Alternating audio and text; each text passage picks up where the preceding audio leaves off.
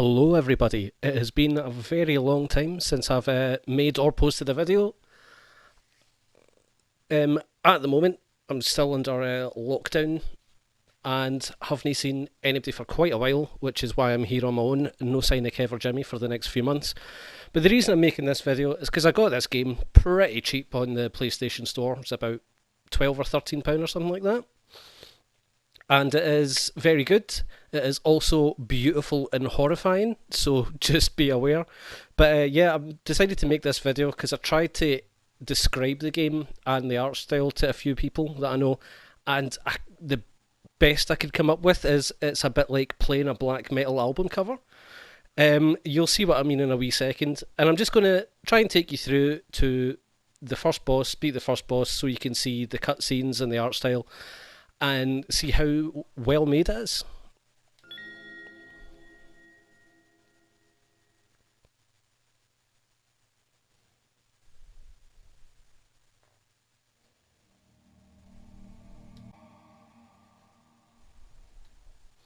Now, I've played about, as you'll have just seen, I've played a few hours of this game, and I've been having a great time with it. It's a sort of guilt. I claim you, grievous miracle. Make my chest hurt with regret.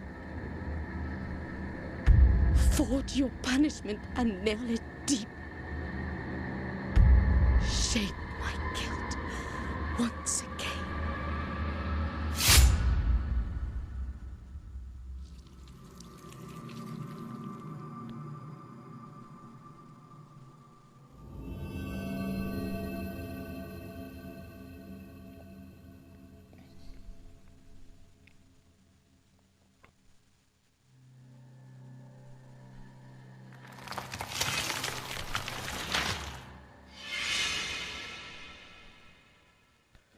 As I said, beautiful and horrifying. And thus, guilt, repentance, mourning, and every pain of the soul of all kind were visibly and tangibly manifested everywhere and in all of us. Sometimes in the form of blessing and grace, sometime in the form of punishment and corruption. Guess which one happens more often? That divine will, equally pious and cruel, which we could not and will never be able to unravel, was called the miracle.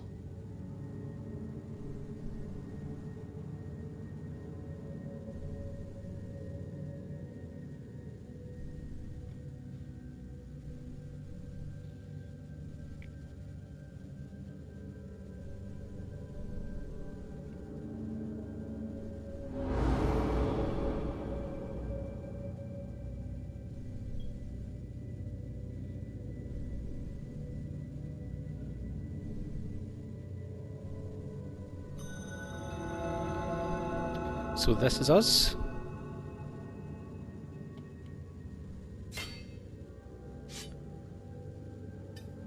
L1 to heal.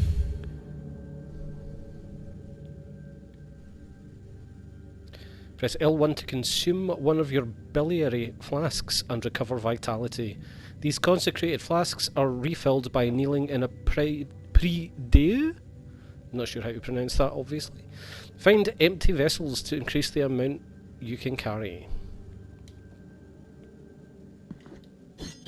So we have a jump, an attack, up attack, down attack, L1's heal, R1 is parry, R2 is dodge. What does L2 do?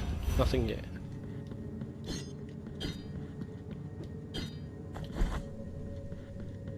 So here we are. Our little friend in the conical hat's going to go batter some folk.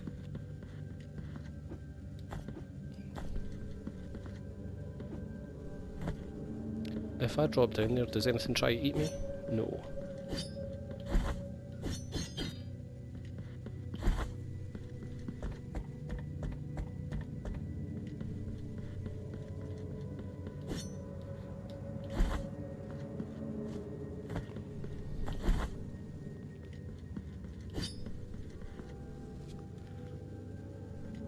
And we can smash things And sometimes they'll drop tears, I believe.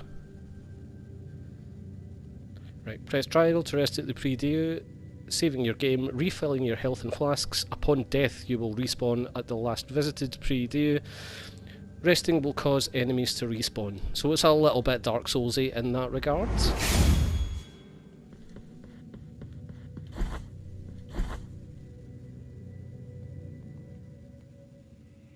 Just look at the backgrounds. I love the sort of grainy... Whoa! That cannot be good. What?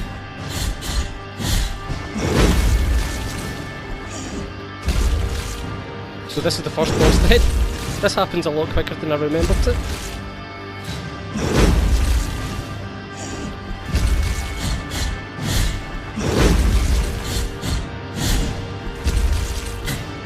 So I'm basically just trying to dodge behind it. Smash it in the back.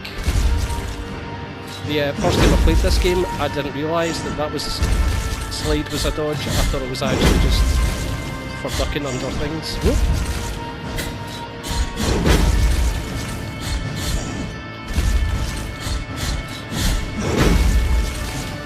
Right, I'm going to back off and heal. Healing takes time, and you can be hit when you're doing it.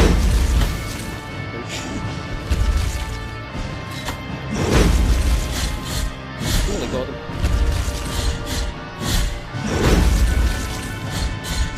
Might take a wee safety heal over here.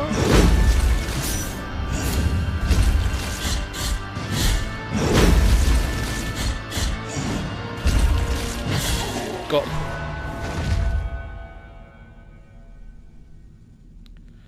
And then this happens.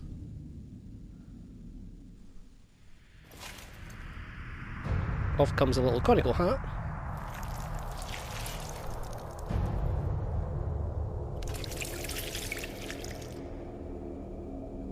The texture. Ugh.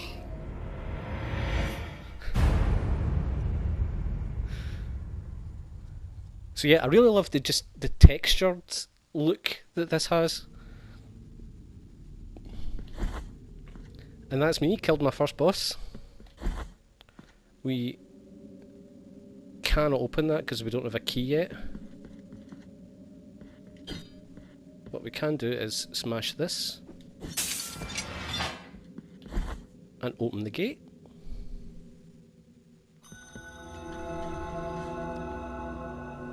Regretful be the heart, penitent one.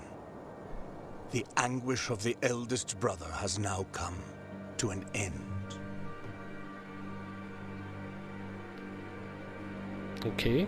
I am Deo Gracias, witness to and narrator of the acts of the grievous miracle. Such is my penance, as yours is silence. Okay. The cradle of affliction is what you seek. This can be found in the mother of mothers of the churches. He's got ropes on his face. That cannot be comfortable. It is a remote place separated from the rest of these lands by a great sacred and forbidden door. I wonder if that's where I Even a should go. wise penitent like me knows nothing of what lies beyond those high walls. However, what I do know is that, according to the rule, one must carry out the 3 humiliations to gain access to what they guard. One of them must be performed in the high mountains, covered in thick blankets of snow and ice. The voice acting in this game is also excellent. Another in the depths of a dark, entombed church where the sleeper lies. And the last one at the end of the trail, carved by moans that claw their way out of an iron spiral, in the bowels of the bell named Hondo that grows into the earth. Hondo. Take this thorn and place it on the handle of your sword.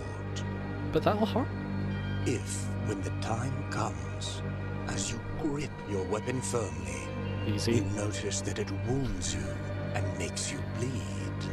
If you're gripping your weapon so firmly it makes you bleed, I would suggest a change of technique. Having grown, with more thorns sprouting from it, writhing over the figure of the Father carved into the knob, Don't you swear at me. that will mean that you are at the mercy of the grievous miracle, whether for its punishment or its forgiveness.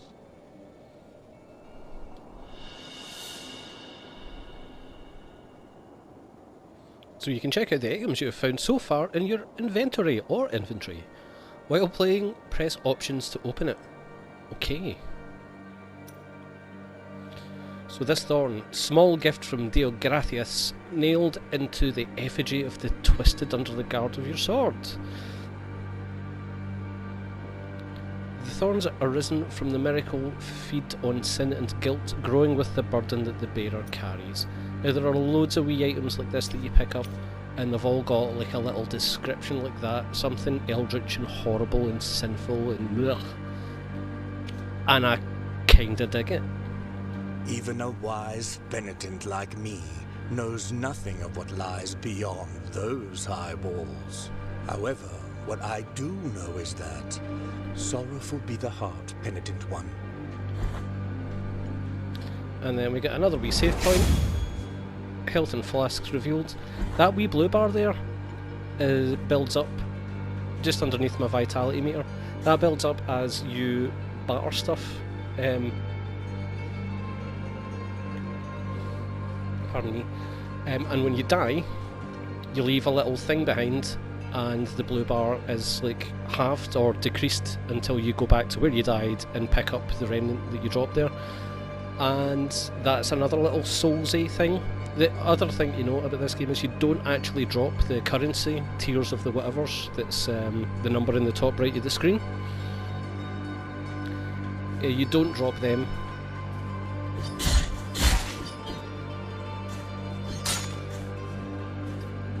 That's the wrong button, Alan. Hang on. Let's just go back.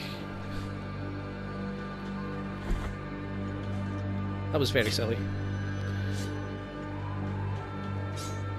It's R1 parry, okay. Now, most of the enemies that I've met in this have a very distinct way to beat them. Some of them are more vulnerable to parries, some of them are more vulnerable to dodges.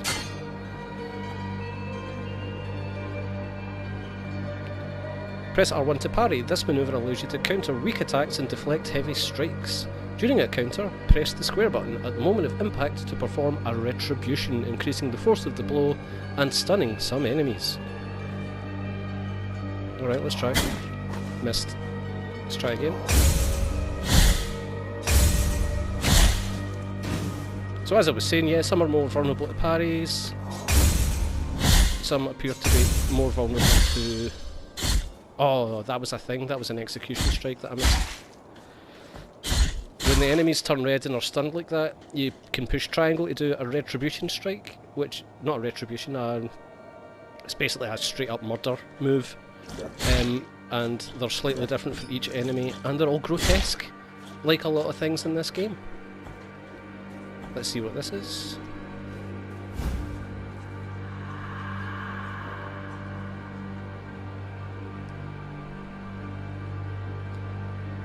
So let's see what that is.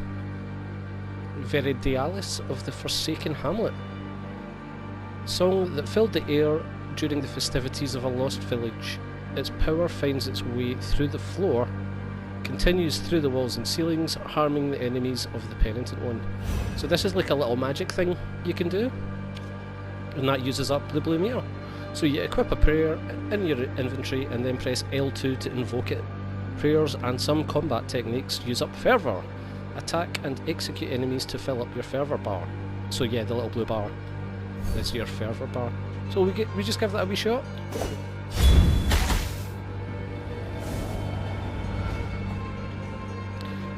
I can't get up there yet, but in the other file that I started, I have been up there, and yeah, you just can't get there yet, so don't waste your time.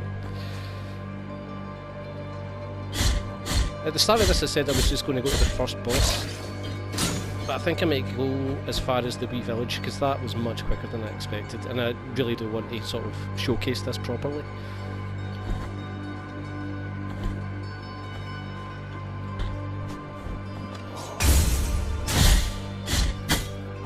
I shouldn't have followed that.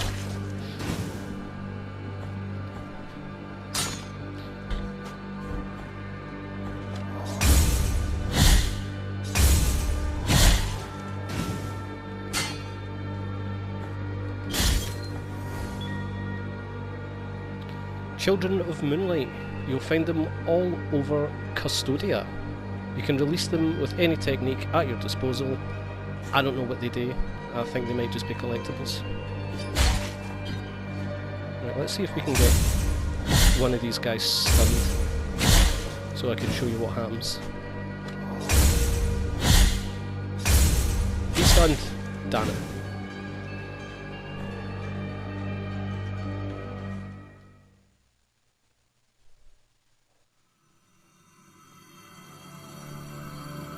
There is no answer to our plea. The miracle has forsaken us, and my ornate throne turns its back on those who await here.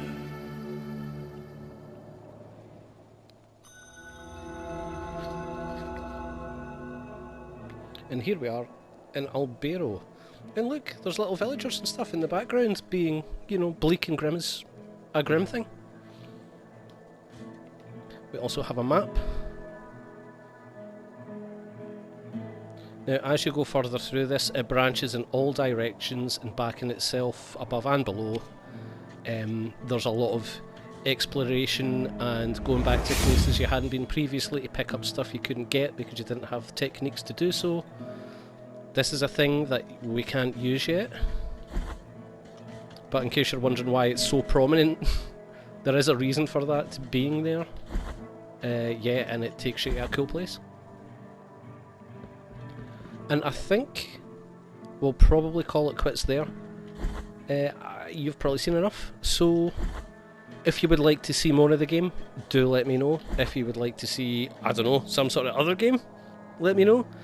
And me, Kevin Jimmy, will resume our playthrough of Nioh once we're actually able to be in the same room as each other without dying.